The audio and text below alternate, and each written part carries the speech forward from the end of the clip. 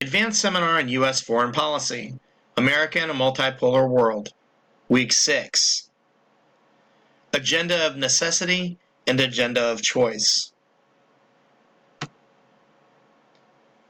During the Cold War, the only policy necessity was containing and combating communism.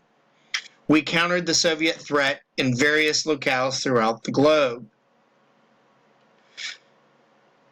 The end of communism and the Soviet Union changed all of this.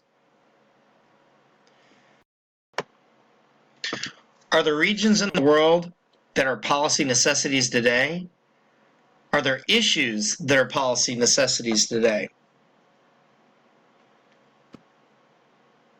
Regions, you have the Middle East, as well as North Africa and China.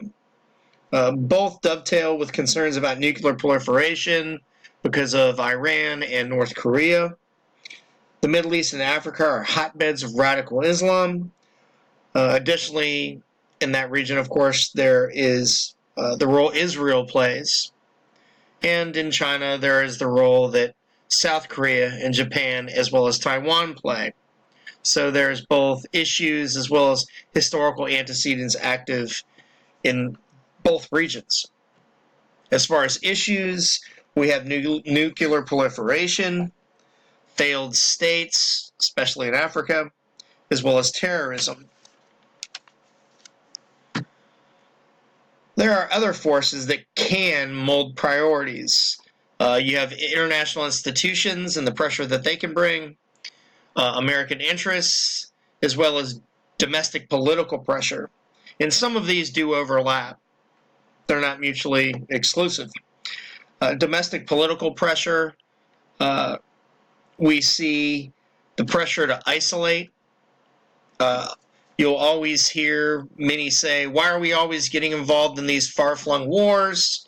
We don't need to be spending money abroad.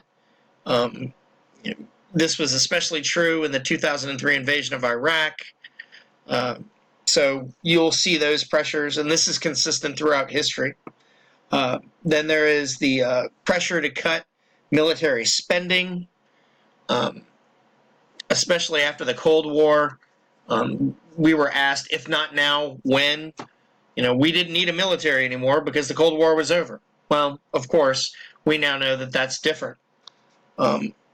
There's also the idea of cuts to foreign aid, spending money at home, nation building at home.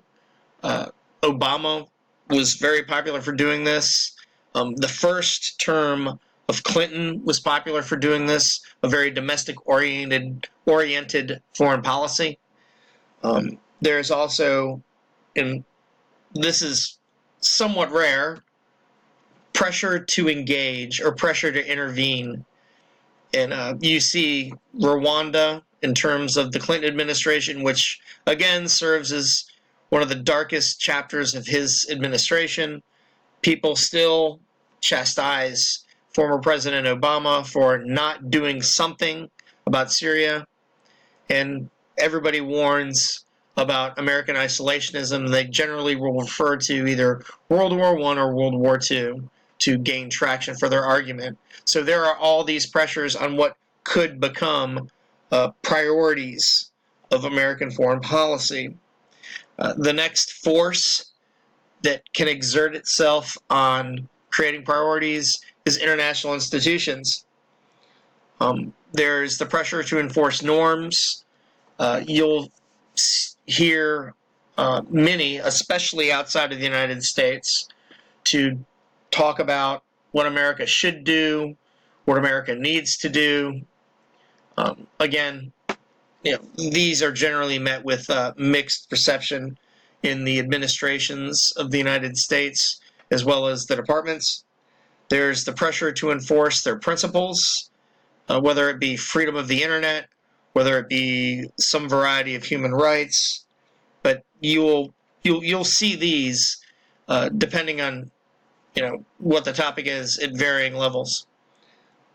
There are American economic interests, and again, on either side, you'll either hear people domestically calling to save American jobs, fair trade, or you'll hear the exact opposite of expanding into markets and free trade. The large question is the role of American interests in security and U.S. foreign policy, and that's something we will investigate this week.